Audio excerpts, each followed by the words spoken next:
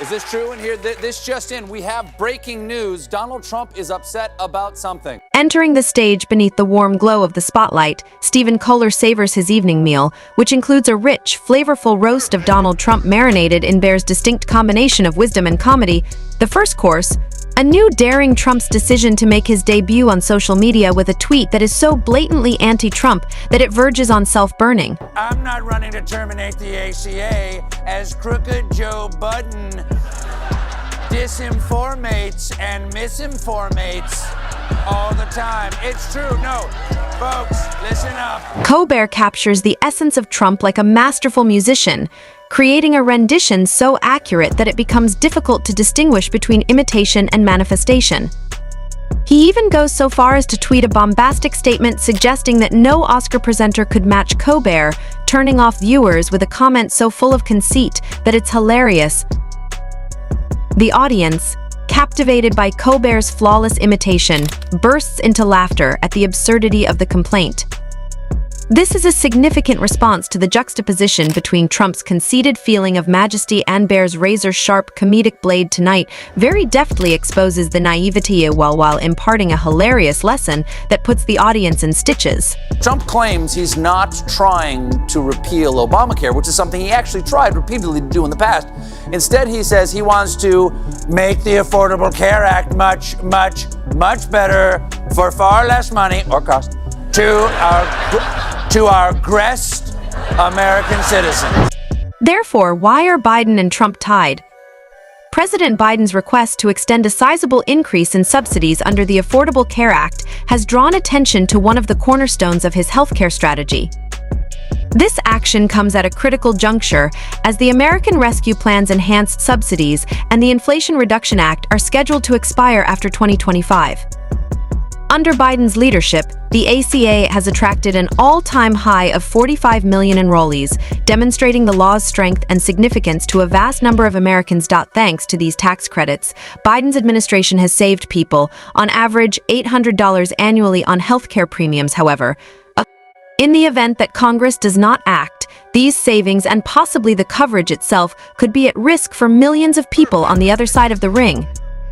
Donald Trump's possible opponent in the next election and a strong opponent of the ACA during his time in office, Trump attempted to repeal and demolish the Affordable Care Act on multiple occasions, but he encountered opposition. Trump has since modified his position, saying that he prefers to improve and make healthcare more affordable than repealing the Affordable Care Act. However, it is unclear how he intends to accomplish this, leading many to doubt the veracity of his promises. With spokeswoman Caroline Litt highlighting Trump's desire to tackle inflation and lower taxes in addition to making healthcare more affordable, the campaign has echoed his views. However, the lack of a specific healthcare plan casts doubt on the efficacy of these pledges. The race for the presidency may depend on who can present a more compelling and long-lasting healthcare plan.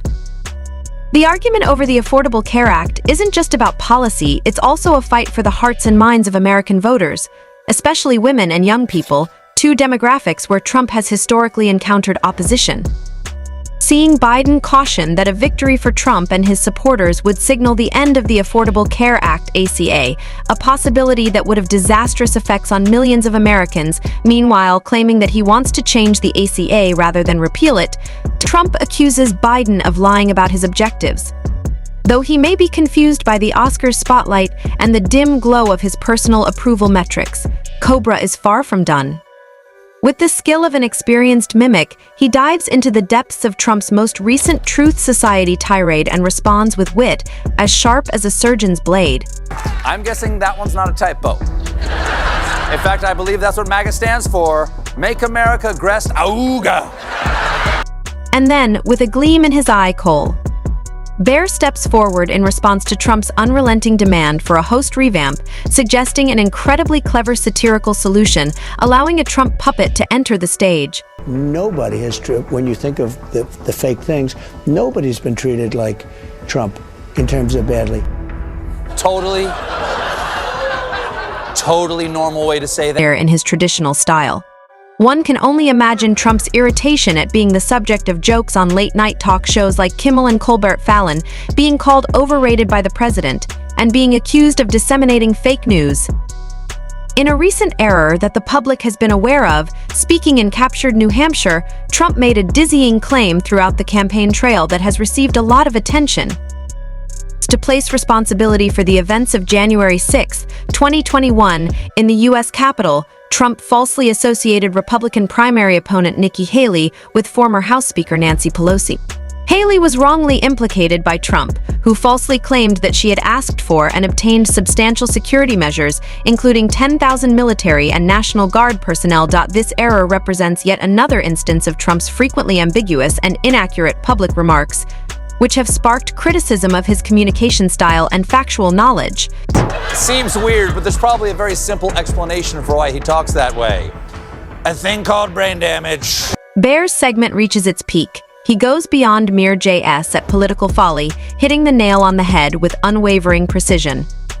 He lifts a hat in gratitude towards Trump's most recent antics, referring to them as scripts from the comedy deities, thereby acknowledging Trump's unintentional but invaluable contributions to the field of late-night satire as the pivotal moment draws near. Using a phone, the Bear reveals Trump's most recent online outburst. Today was supposed to be a special day. A day that Donald Trump had to either fork over $464 million for a bond in his New York fraud case, or Attorney General Letitia James was going to grab him by the property. Trump, who is constantly bragging about his wealth, got into trouble when he was unable to pay a whopping $464 million bond in his fraud case. He hurt Trump the most by pointing out that he isn't the wealthy mogul he plays on TV, comparing him to Patrick Stewart with a completely made-up spaceship. Trump of course has said many times he could pay this $500 million bond because he's really rich. Can we fact check that, Jim? I'm really rich. There you go. There you go, that checks out. Trump's situation became even more absurd when his bond was lowered to $175 million, but he was still out of reach. The comedian mockingly accused Trump of being racist to the genie for fulfilling his impossible dreams, even at the cost of appearing to be a racist every time it seemed like consequences of any kind were approaching. According to Bloomberg News, that deal increased Trump's net worth by more than $4 billion, making him one of the world's 500 richest people. He made over $4 billion misspelling things on the toilet. The saga became more intricate. In the midst of trying to find an insurance company to support his hefty bond in the New York Attorney General's civil fraud case, Trump reached out to 30 underwriters, but to no avail. His lawyers were meeting with brick walls, telling him that it was practically impossible to secure such a large bond, and that his affluent properties would not be sufficient because these companies were looking for cash, not real estate. Yeah, there's no way that Truth Social is worth more than Reddit. Truth Social doesn't even have one sub-channel dedicated to birds with arms. Sensing the pressure from Truth Social, Trump declared the bond size to be unprecedented, un-American, and unlawful. Trump's legal troubles stem from a New York judge finding him and his sons liable for inflating the value of their assets to secure better loan and insurance rates. The penalty was over $450 million with interest. Trump's frustration was palpable, labeling the situation as something even the biggest bonding companies hadn't seen before.